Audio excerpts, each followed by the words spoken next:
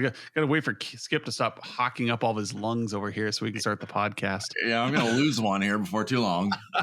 Eventually, I'll get rid of this stuff. So today we're talking about proper QBRs, and it's basically a conversation that runs our lives here. And a big driving force of the arguments we have with MSPs of what you'd actually talk to your customers about in a QBR. And we've got a number of podcasts on it. Like, what is a B in the QBR? It's a business. And if you're not learning about the business, you're doing what? You're presenting tools. You're in the weeds. You're talking about tickets. You're talking about whatever makes you comfortable. So, well, let me start out. QBR. I wanted to break it out during a podcast episode while you're listening in the car or listening at work. I want you to hear, beginning to end, what an actual QBR looks like. All right. And so let me set the stage for some of it. I mean, QBR is the search term. We have to use that. So they might be quarterly. They might not. The most important thing is you need to keep in mind that this is a business review. Now, quarterly is a great cycle to do those on, but if you're not doing that, that's okay. But it does need to be with a cadence. You have to be having business reviews regularly.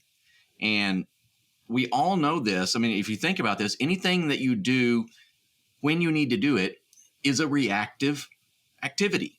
All right. And this is important. This is proactive work. So if you're just opening and closing tickets, that's entirely reactive and you do things when you need to.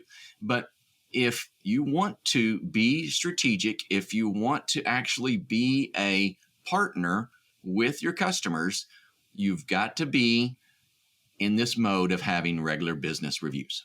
Yeah. And we covered this back in episode 238. I had to go back and check it back February.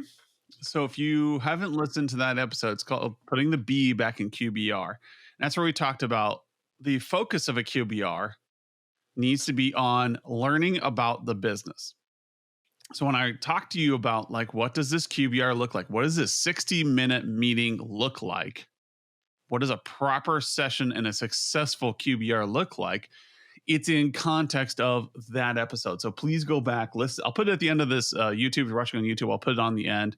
Episode 238. It's a 20-minute episode on why the business aspect is important of the QBR.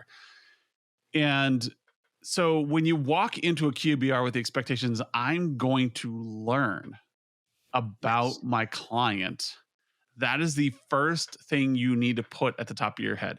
So on the agenda for a QBR, just a 60-minute QBR, I'm not going to go into a 90-minute one. 90-minute is just an expanded version of the 60 with a longer time spent on budget. So the 60-minute version, you're going to walk in and say, what is the goal of this business? Are they a kennel? Are they a doctor's office? Are they a lawyer? What are they? And then what is their focus? So if they're an attorney, what kind of attorney are they? If they're a dentist office, are they a pediatrics dentist office? Are they somebody who focuses on cosmetic surgery? What do they focus on? In going to that and understanding what their business goal is, if you don't know what it is, guess what you have? You have your first agenda item. Yeah. Discover the business goal. What are you guys trying to accomplish? And that's when Skip talks about like the two main questions, like what are your biggest sources of revenue? What are your biggest risks? That's where you identify that. Yep. So the very first part of any QBR should be set with this highlights, this a positive note. What happened last quarter that you're proud of? Where are you from last quarter? And people are like, oh man, we got your network upgraded. You should have no more problems with devices dropping off of Wi-Fi. And I know that's been a pain for you guys for the past 5 years. We're glad we could solve that for you. And that's the business. What are some of the highlights from your businesses last quarter?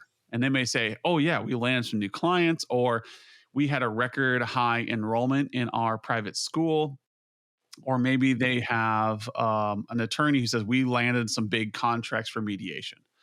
What were their big wins?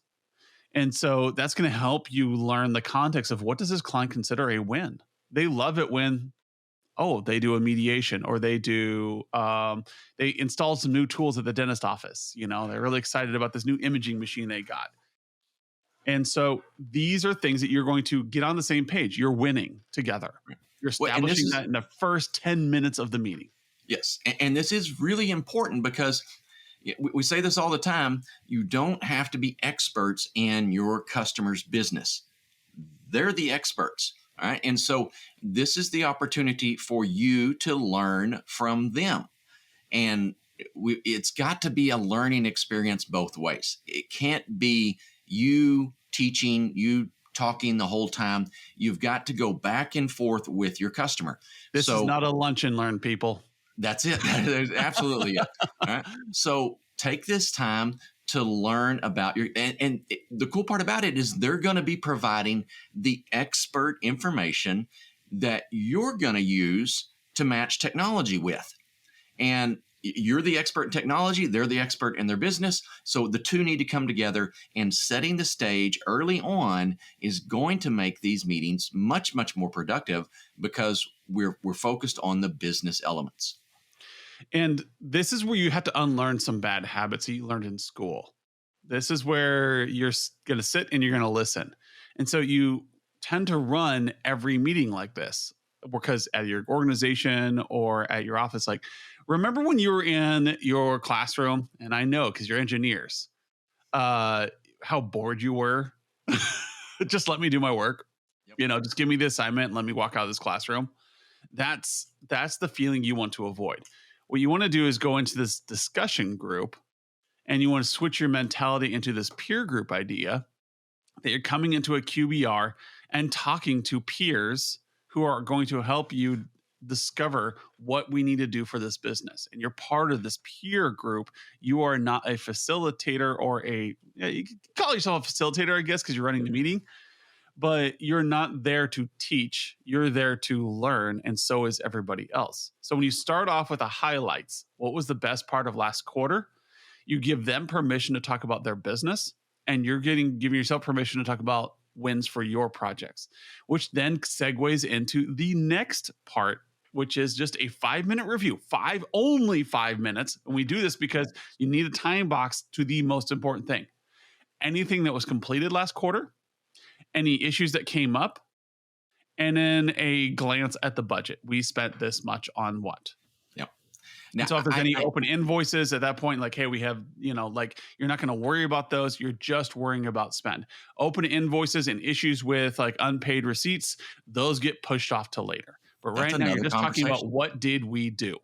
Yep. And the highlights, and it has to fit within 5 minutes. It cannot be any longer than that. This is not time for you to brag. This is the part that so many MSPs make the entire engagement based on. This is why you spend so many hours. And we hear from many MSPs that this 6-hour number comes up repeatedly, that it takes you that long to prepare for your QBRs, because what you're trying to insert in this little, where we're blocking out 5 minutes, you're trying to justify the reason they're paying their contract. Justifying your existence. You think increasing perceived value is overwhelming them with data points. Yes.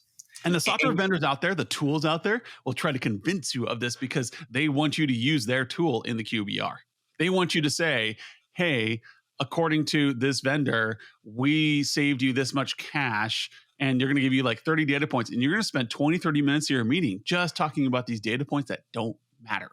Right. And the cool part about this is, I mean, we're just 15 minutes into this meeting, and if you haven't shifted your mentality here, it's not going to be a productive meeting. Because if you're trying to justify your meeting, your existence, and using this mountain of data, what you're essentially doing is mounting a legal defense. All right. All this work that Why you're doing. You shouldn't fire us. Yes. And that it's just, it's the wrong perspective. You've got to shift and get things in the right view with your customers, or you're always going to be in this defensive, please don't fire me mode. As an athlete, there's a saying that I made a connection today, Skip. I have an aha moment. When you're on a team sport, do you play to win or play not to lose? You can watch in a basketball game, you can watch in a football game when a team goes from winning to trying not to lose. And anybody who's played athletics knows and they can see it. And the coaches fear that moment. Yep. Playing to stall so we don't lose rather than playing to win. There is a time to stall, but MSPs tend to use this 5 minutes here and they make it a 20 or 30 minute. I need to justify my existence because we're so good at our job that they don't see all the things we're doing on the back end. You know what? That's fine. They shouldn't. And they shouldn't see all those things. That can be like a 10-second thing. Like, you haven't heard from us because everything's working well and we've been keeping on top of it. Yep. That's why we say 5 minutes here. It has to be a time box. So now in the first 15 minutes of the call, you've established that you're listening to them with their highlights and celebrating in their success. They're seeing what you've done. That was the best thing you did all quarter. You've established value. And now you've done a quarterly review in 5 minutes saying, hey, if you want to throw in how many tickets you closed, throw that in here. You get 5 minutes. What are your top things that they need to know about? Well, completed so projects, those top things, issues, and budgets. And so now we're going to move into what you're hoping for. Before we wrap it up, so there's a comparison there. I mean, the things that the clients are talking about and what went well for them, all right, their top items. They're not listing out all the things that they did, there's a million sort of items. They don't bring that to the table, and you shouldn't bring your list as well. That's the context we're talking in, the high level items that you need to be talking about. I think that's a fantastic point. Your client doesn't go, here's the 600 things we did last quarter. Can you see how busy we are and how important of a company we are? You need to value us more than just a paycheck. They don't do that. That's right. They don't have to. So we move into the active quarter. And so given the context of everything we've done and the highlights from last quarter, you've now set this positive tone for what are you going to do this quarter. So in this podcast, we're coming up on fourth quarter. So we reviewed third quarter, everything that went on. We see the consumer index is going to be much more positive. So every retailer is expecting a huge Christmas this year because everybody held back on spending the first three quarters of the year. Yep. And so we got this big thing coming into the active quarter coming up fourth quarter. And so now it's like, hey, to take advantage of the win you had last quarter, to take advantage of this new situation, here are our recommendations that we established earlier this year. Here's the budget we came up with earlier this year, and here's the roadmap. Now you get 15 minutes to talk through all this. Again, squeeze in 5 minutes for recommendations, 5 minutes for budget proposal, and 5 minutes for the roadmap. There is no negotiation here, really. Can be some hand raising, like, that's more than we expected, or we're going to do more, because that you're setting up what the expectations are. And then you're going to spend 20 minutes talking through any issues with this plan. So in total, you're spending 35 minutes on the active quarter and any issues coming up. Every software I have seen that talks about QBRs always talks in retrospect. Yes. Here's all the things we did. Let me prove to you all the things we did. And what I'm telling you, a proper QBR is a planning time where you're discussing with the client how to help their business succeed. That is the core of what we're trying to do here. That's why we celebrated highlights in the beginning. That's why we only spent 5 minutes on review. The past is the past.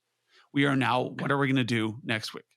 We cannot change what we did last quarter. We can change what we're doing next quarter, and that's how we're going to help your business succeed.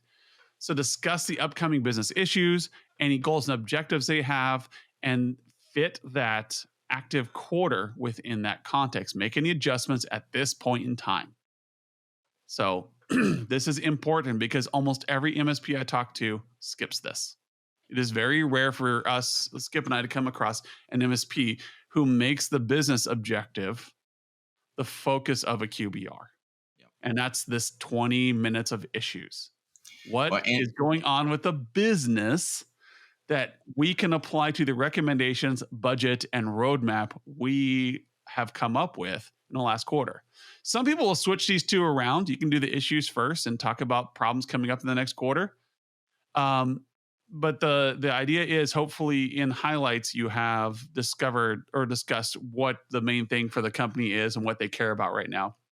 And so setting up the active quarter, what the plan was that you came up during the annual session, and making sure it's still relevant given any issues that are coming up with the business. now, so looking at our timeline, we're 50 minutes in, okay? And if you just want to take the numbers there and everything that's going on, if you have spent more than 25 minutes talking at this point, if you want to just add it up, if you get a timer or something going, if you spent more than 25 minutes talking, you're not doing well.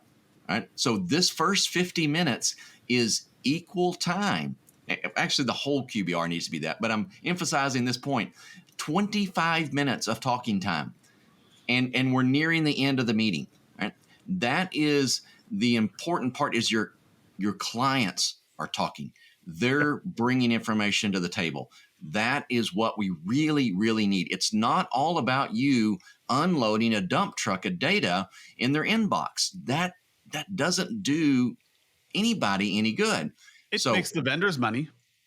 Well, yeah, that's true. Yeah. It does somebody some good, just doesn't do the MSP any good. Maybe there's a cabal out there that's getting, slivers of pennies on PDFs that, I know so enough who knows? people. I know them. how the business industry works. Like, right, there's always those people who will milk you for every dime you have because they know that they've got a dime sack of cocaine here and they're waving it in front of your face. Yeah. You've got people who are addicted to the caffeine. I know. I drink my coffee and I love my coffee. That's and right. I go to the coffee roaster and I give them my money. I don't care that it's bad for me. I'm drinking it anyways. And so you always have vendors who are going to milk you for it. You wanted the easy answer? Fine. Give us $1,000 a month. We'll give you the easy answer. The easy answer is, you wanted to show them all your assets and your closed tickets? We have this cool report you can bring into your QBRs. Don't you feel validated now? Yeah. And then your client's like, ugh, I hate going to this meeting. I'm just going to assign this to Karen. And that's it. That's Karen it. I hate going to this meeting. I'm going to pass it off to someone else. And once it gets so far down the chain, then the person who can't pass it off to anybody else cancels the meeting. Yep. Right? Tell me I'm not wrong. All right. I've been there. All right. And I know going an aha moment right now. Like, wait a minute. Yeah. And I continue to get feedback from our members of, okay, that sounds good, but I can't get them to accept the invite. I don't know how many times I've heard that. I can't get them to accept the invite. You burned a bridge. You need to earn your way back in.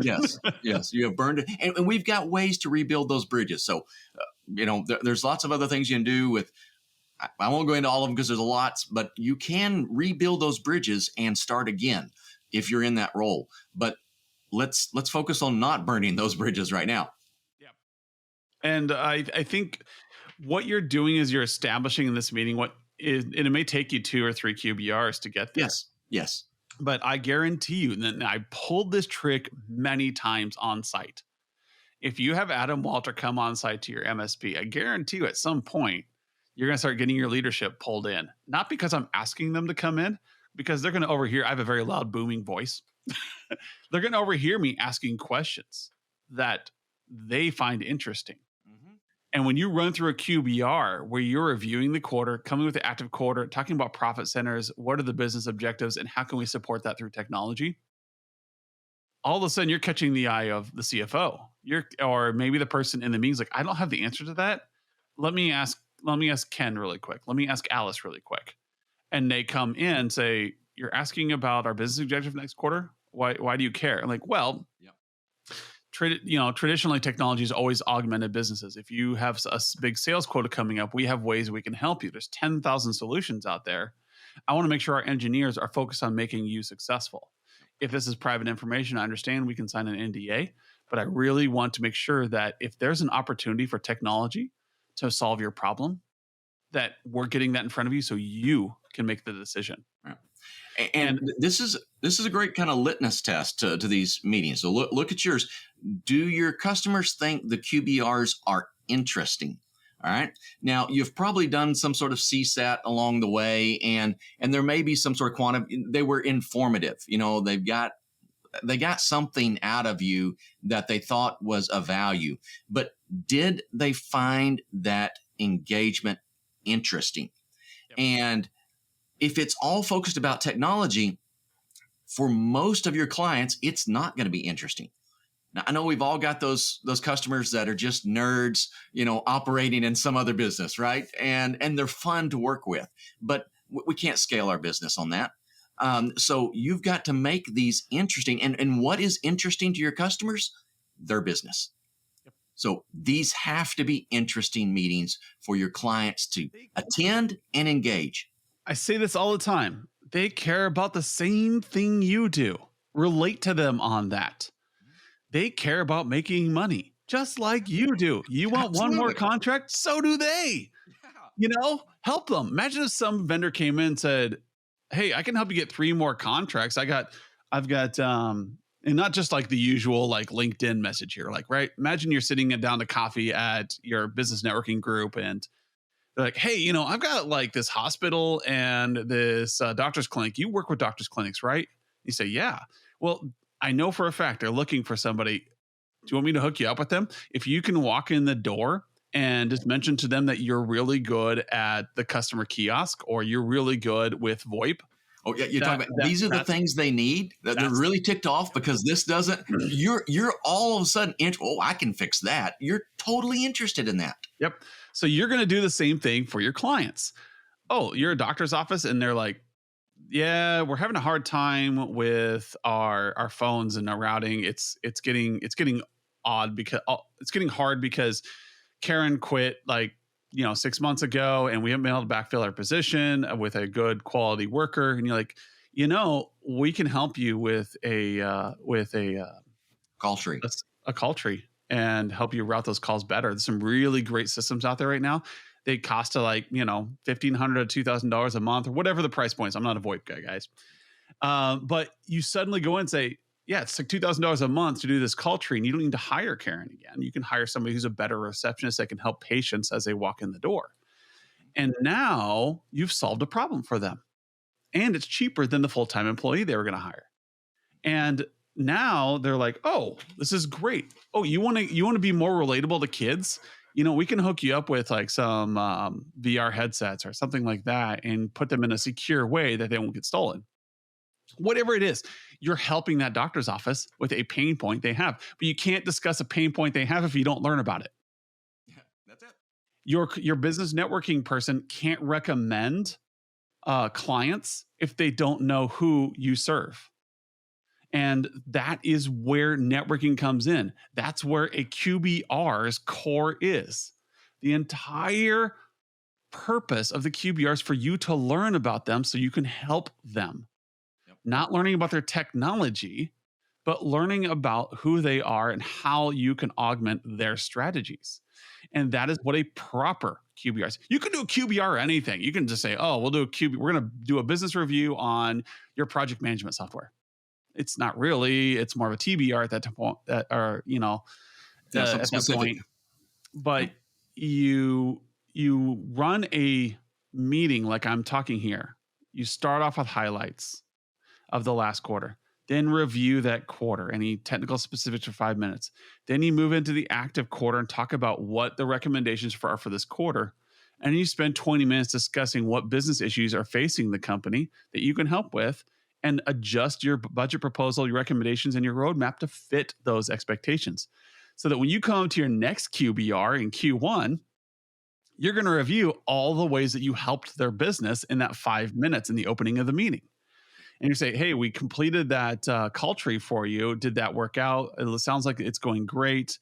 Customers are a lot happier because they're able to get to the right person quicker, and everything's happy." And that was your 5 minutes. You made something better. You reminded them that you solved this problem, and then you're going to go ahead and talk about how you helped their business. So the last thing you need to do in any meeting, So you've done your highlights, you review your quarter, you talk about the active quarter, you discuss any issues that are coming up, and then finally, last 5 minutes, action items. Every person in that room needs a takeaway. You can do a round table and say, "What's your takeaway from this meeting?" And have every person say something. Who is going to take care of what thing that came up? So, hey, I'm going to take the budget proposal. I'm going to take it to our quoting team and get you actuals for the next quarter.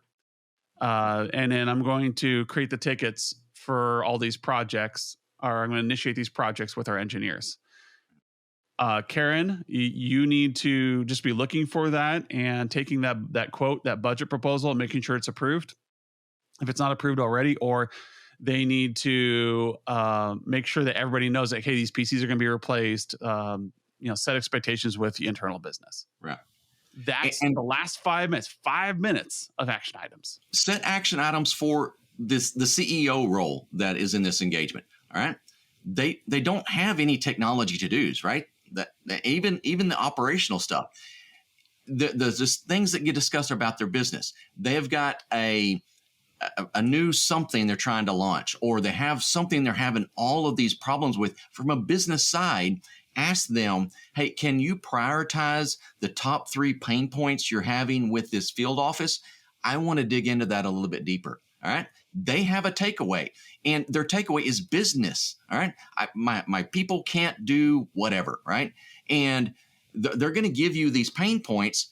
Next quarter, you got to come back and say, you said this was a problem with your business. I have a technology solution for it. It's now your active recommendations for the third section of the meeting. You sync these up. They connect. You're feeding yourself constantly, and you're feeding them constantly. And so this common question that Skip and I get of, what do I talk about in the QBR, becomes natural. And guess what? How much prep time there is? Almost nothing. Maybe 15 minutes for you to put together the budget. If you're using our tool, it's about 15 minutes because the budget proposal get made automatically and the roadmap's already done.